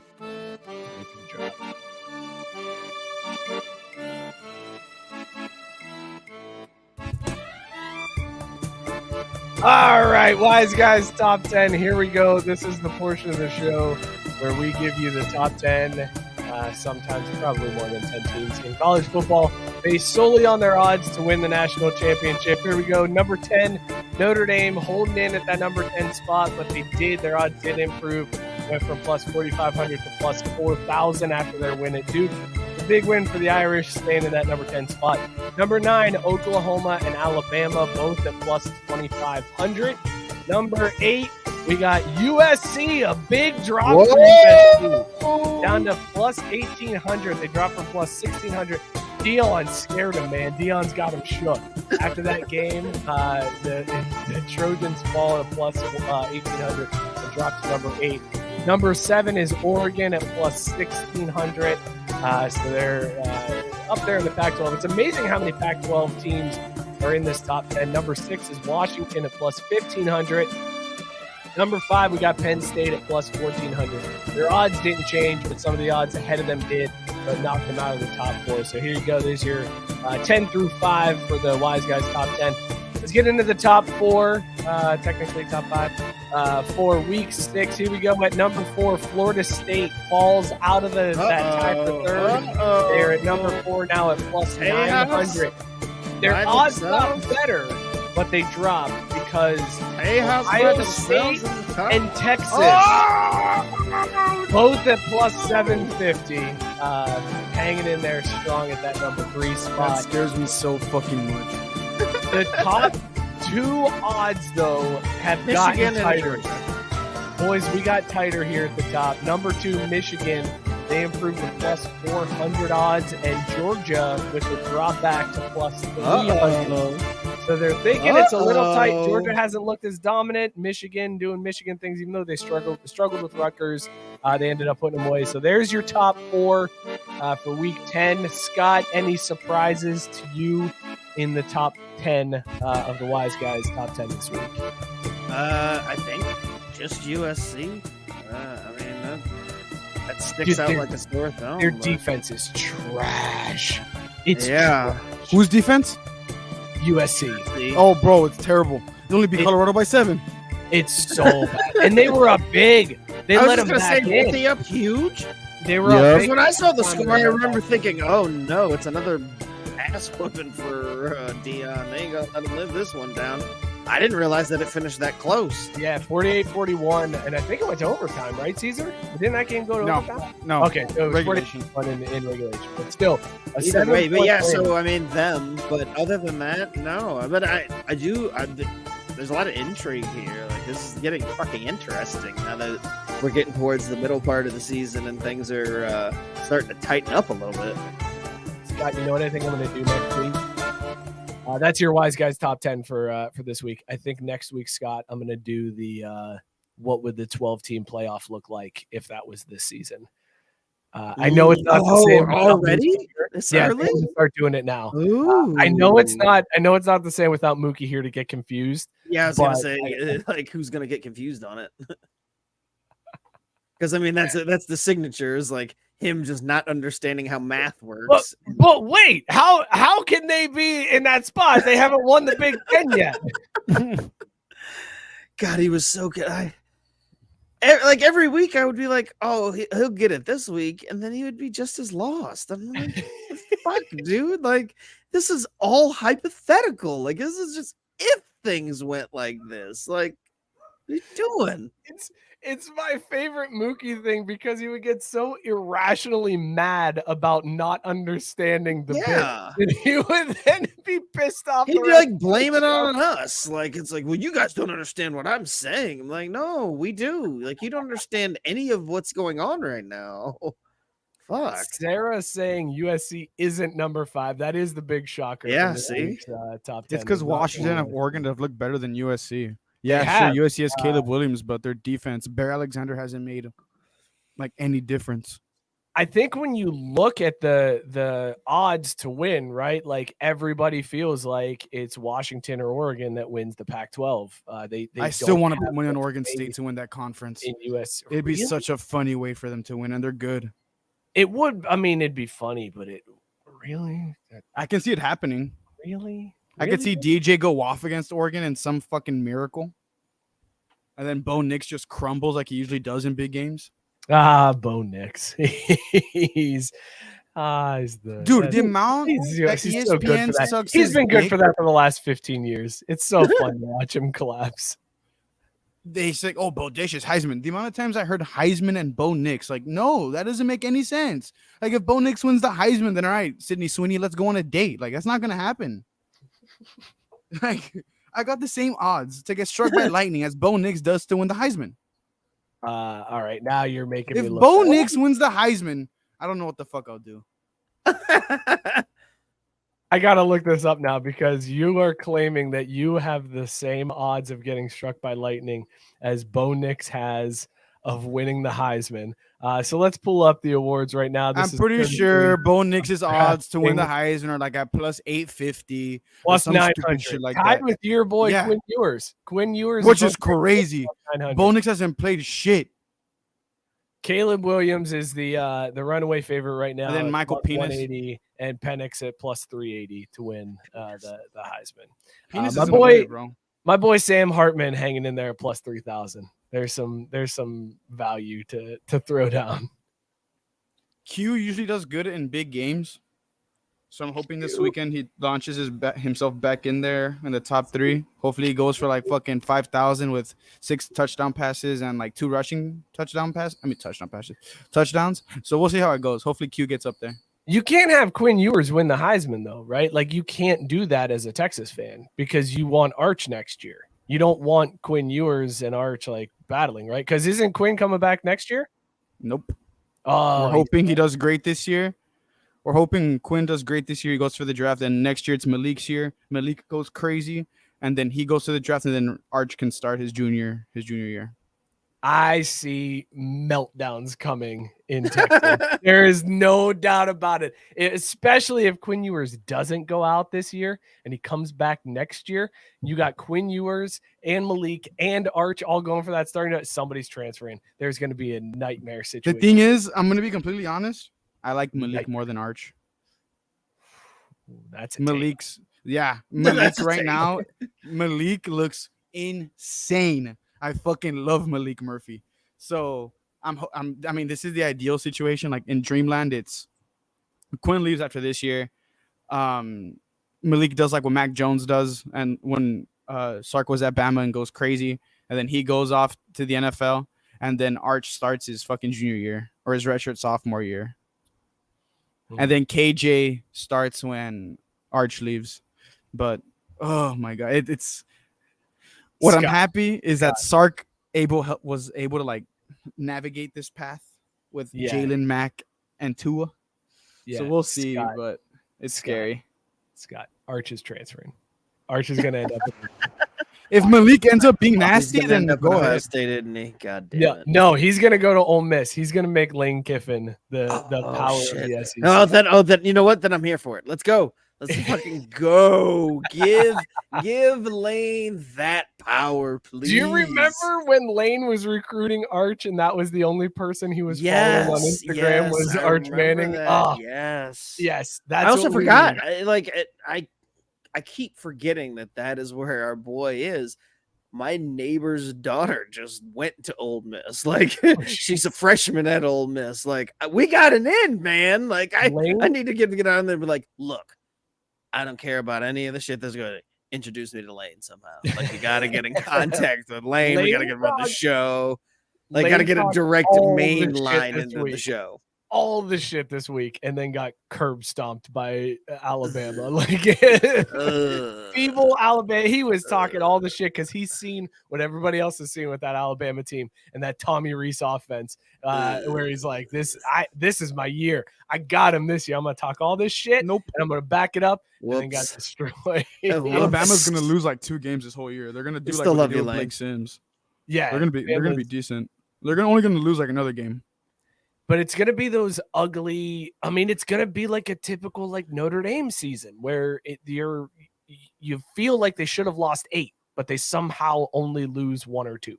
Like that's just how it's been when Tommy Reese was at Notre Dame. That's how every single season went. I wonder if like Saban's progressively this season becoming how he was like in older seasons, where he's just getting more and more mad. And like cursing at the players more and more. I wonder if at the end of the season he's like, yeah, Tommy, you fucking suck. And he's just gonna like fire him and get someone else. He'd be right. That would be the correct thing. All right, let's talk a little basketball, boys. Boom shakalaka! So the big news from the basketball world, besides, oh my God, why is Mookie commenting I couldn't get through the show chat? It's just like us on Twitter when I have to fucking caption everything as intern. Dude, that's my favorite when Cesar has to tag the tweets that he writes from intern to differentiate from everybody else. Yeah, thanks Mookie for bringing up the Georgia Tech game that ruined my parlay. You dick. Sorry for you. Anyways, big news in the basketball world, and no, it's not Jimmy Butler's emo hair, even though that was fantastic and amazing, and I loved every bit of it. It's the Dame Lillard trade. Dame Lillard, everybody thought was going to Miami, instead gets moved to Milwaukee in a surprise move. Dame said he would request a trade if he was traded anywhere except for Miami, and now he finds himself teamed up with Giannis, and he's like, actually, I can make this work. I think this will be all right. It's funny how he like kind of backpedaled on that whole like, I'm not going anywhere but Miami. You send me anywhere else, I'm requesting a trade. And then he went to Milwaukee. And he's like, did you hear that he actually went back to the GM and was like, hey, like if I'm not going to Miami, then I'll just stay here in Portland. And the GM was like, you already made your bed, and now go rest in it. You're getting traded. Yeah, you know what though? I find this. So everybody's talking about like how, you know, Dame lost out on this one because in a time when players hold all the power, Dame showed that he has no power, that the team just ignored everything he wanted and did what they wanted. But like, I feel like this was almost an olive branch to Dame, right? Like Dame has done so much for the Portland. Oh yeah, you got traded to the Bucks. Yeah, they trade him to a contender. If they were really salty with Dame Lillard, they could have sent him to Indiana. To Toronto. They could have sent him to Toronto. They could have sent him to like Detroit. Yes, exactly.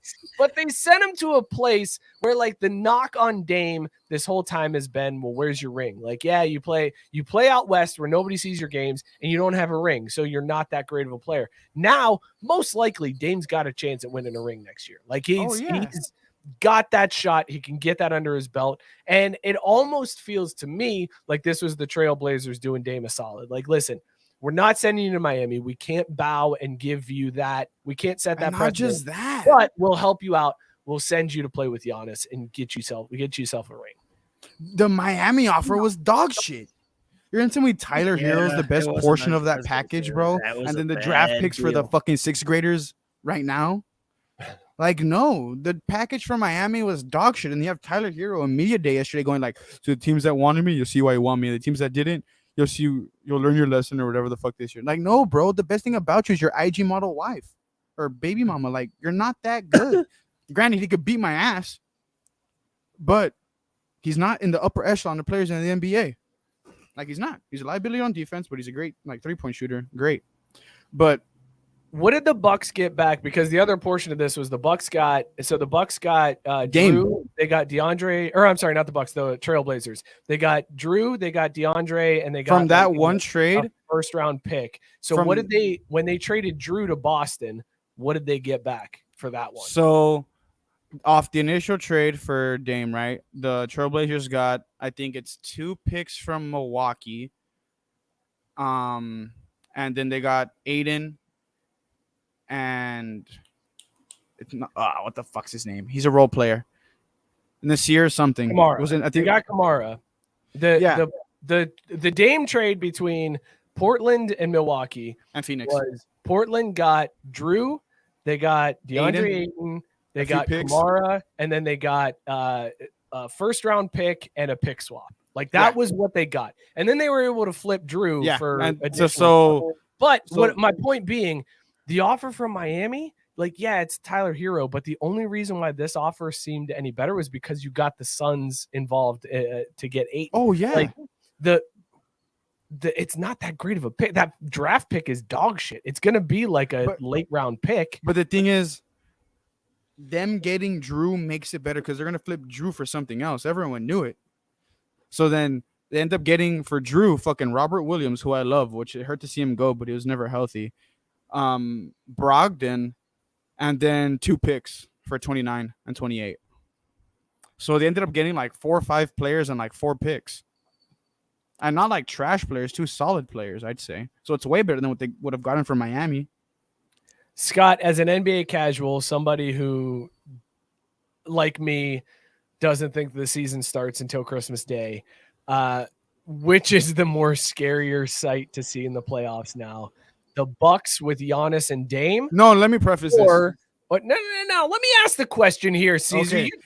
Giannis, no. Damian Lillard and running dunk man?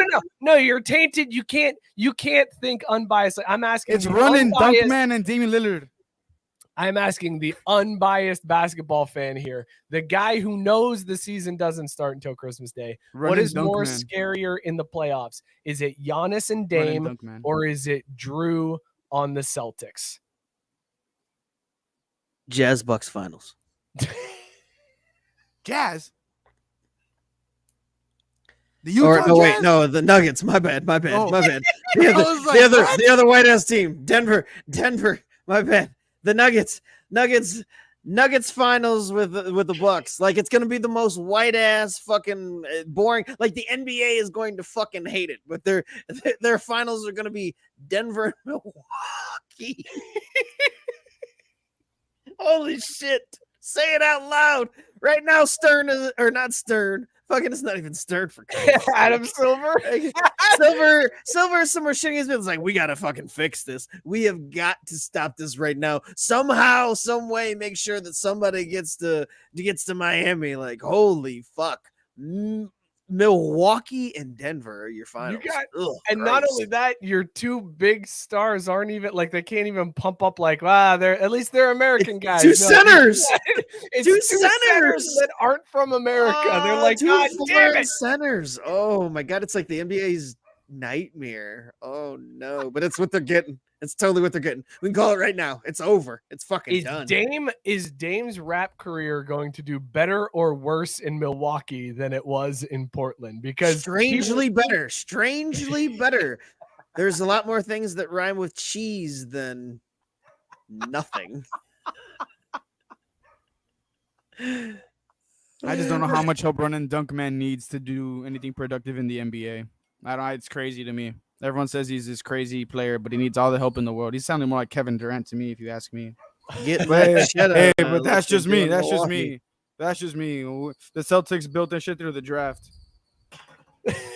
Except for Drew Holiday, Yeah. this big piece that Yeah. helped him get over the hump. Yeah, and Tingus Pingus, but I mean, Tingus, hey. Pingus. hey, Tingus Pingus, Jalen Brown, Jalen Green. Hey, he learned how to dribble with the left hand. I think we're going to the finals. All right, there you go. Cesar said it. I'm with And then Scott. we'll lose I'm to the going Nuggets. Bucks. And then we'll lose to the Nuggets. Because the Nugget, dude, Joker is ridiculous. I'm going Nuggets Bucks because I think the Heat knock out the Celtics in the first round. Bro, if the Heat knock out the Celtics, like, I'm not going to know what to do with myself. You guys might struggle with the Heat. Like you might The have Heat? issues with the Cavs. The Heat? The Cavs. Yeah, you guys might struggle with the Heat. Like you might. The Heat. An Yeah, all-time the classic. Heat are dog shit. The Heat. I don't know All right, how the real fuck quick, we lost guys, to the before we Heat. get out of here, since we're running low on time, 2 real quick stories here to end out the show. Let's start off with golf first. Playing a game of whack fuck here. Whack. Boy, this Ryder Cup sucked ass, Scott. Ooh. Good Lord. No, God. You know it's bad when I woke up to headlines on Saturday that just said, like, more or less, U.S. got housed. Like, just fucking destroyed on Friday. It was awful. did not get better.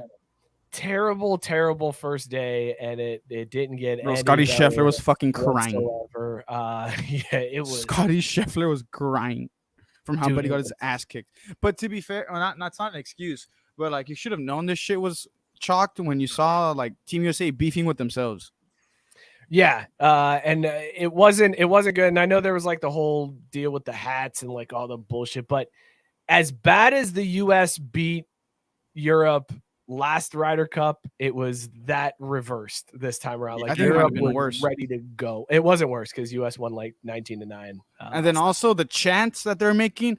Da, da, da, da, da. USA is terrified. Europe's on fire. Da, da, da, da, da. Oh, that shit was too crazy, bro. I That's fucking why love the Ryder European Cup chants. great. And you know what? Oh my I god. hate when it's played in Europe because of that reason. I didn't get to see much of it because it's all off hours instead of like during normal sports. Dude, I viewing time in fucking the love US. European fans so much. We're on the left side of the T. Yes, we are. We're on the left side of the T. And then the fucking then the next, we're in the center of the T. Like, dude, it's oh my god. And they do it like in like 3 seconds. You can't get pretty fucking American fans to do the wave because everyone's too fucking hammered. We're doing the wave, and oh my god. And you got fucking people doing One Kiss Is All It Takes by Dua Lipa and like your favorite player's name. It's It's Oh all my right God. because in 2025, the Ryder Cup is back in the U.S. They're going to be playing at Farmingdale in New York. So we'll. why don't they play it in Arizona? That would be badass to do it at the Waste Yeah, Management. yeah, do it at the Waste Management. Get all the fucking dickheads there on 17. Imagine, fucking, Right, who's gonna be good at that time? Say we're gonna ride with the UT boys. Say Scotty Scheffler or Jordan Spieth, fucking hole in one that bitch. Imagine all the beer getting thrown into the hole, and then you have Rory having to go after that. It'd Dude. be pretty badass. But Hey, they can Waste do that. Management, get at me. They can get at me. So yeah, there's your golf story. It was a terrible Ryder Cup, and I wish it never happened. Let's talk soccer real fast.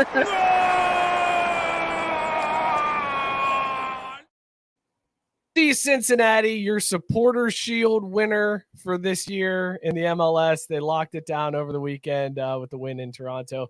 So FC Cincinnati wins the supporter shield. It is still very strange to me to celebrate a regular season championship as a newly found soccer fan. You don't celebrate it. I'm used to like a playoff win, but here we are, FC Cincinnati with the win, with the supporter shield, first shield that the boys in blue and orange have won. And look at that, right on time. Here's Mookie to talk about. Yeah. I originally came in to give myself something that I feel like is long overdue. Race card. It's cap. I put probably the most clever shit in our show text this week that got you're zero bringing it love. up again. Huh? Like Dude, the amount of times that you've like tried to get acknowledgement for this should tell you that it I do wasn't not acknowledge my tribal chief.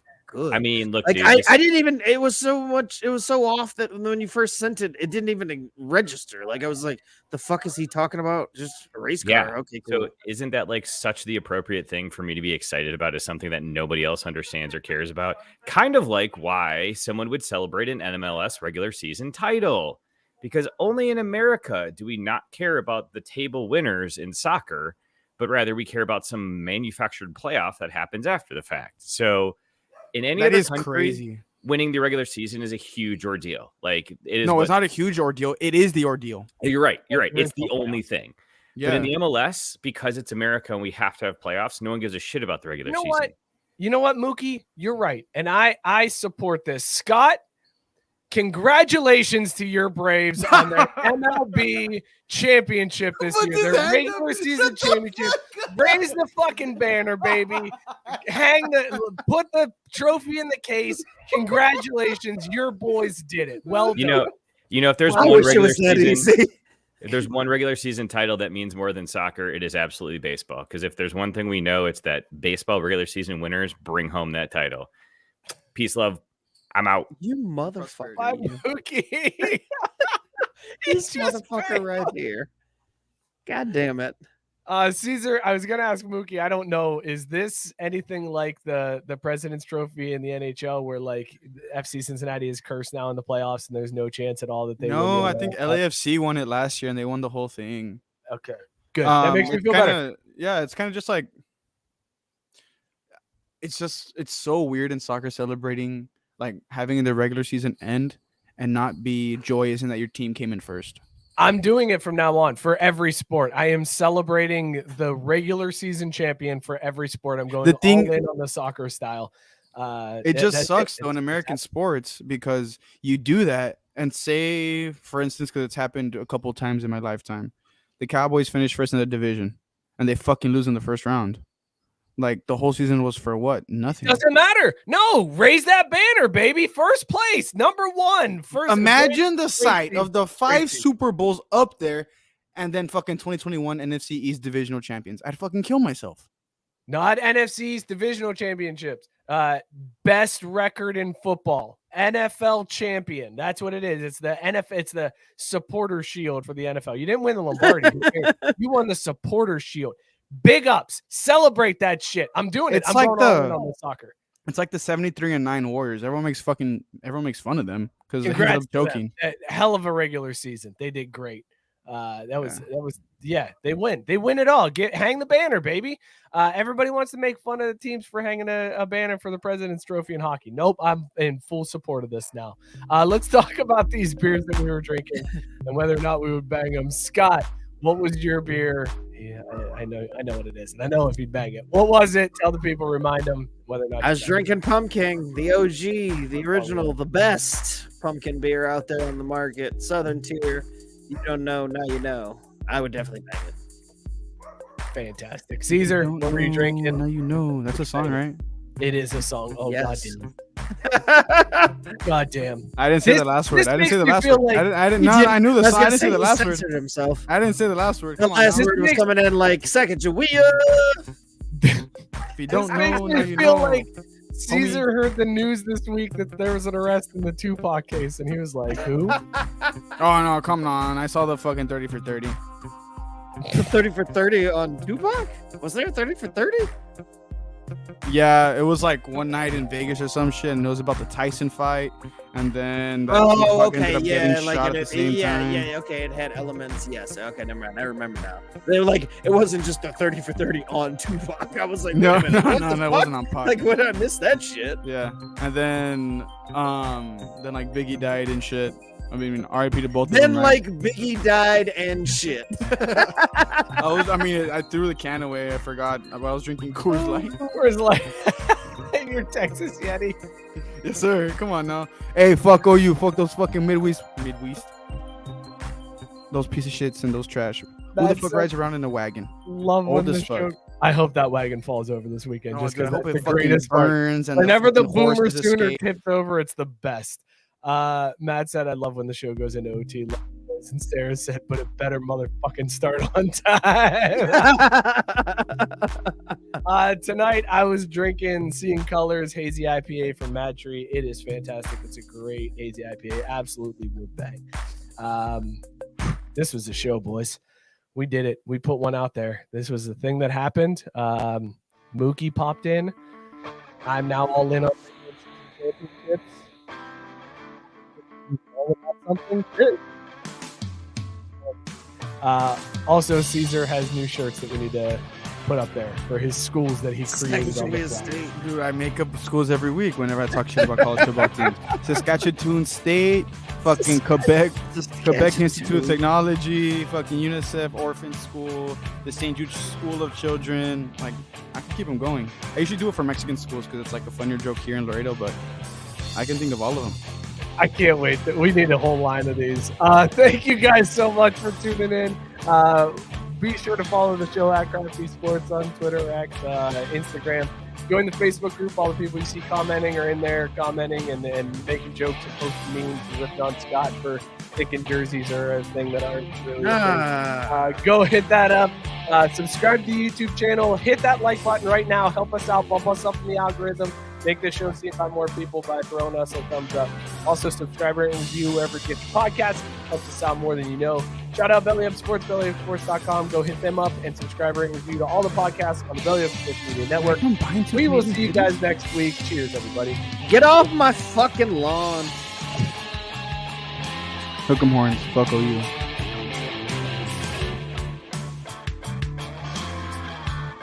Feel like right now.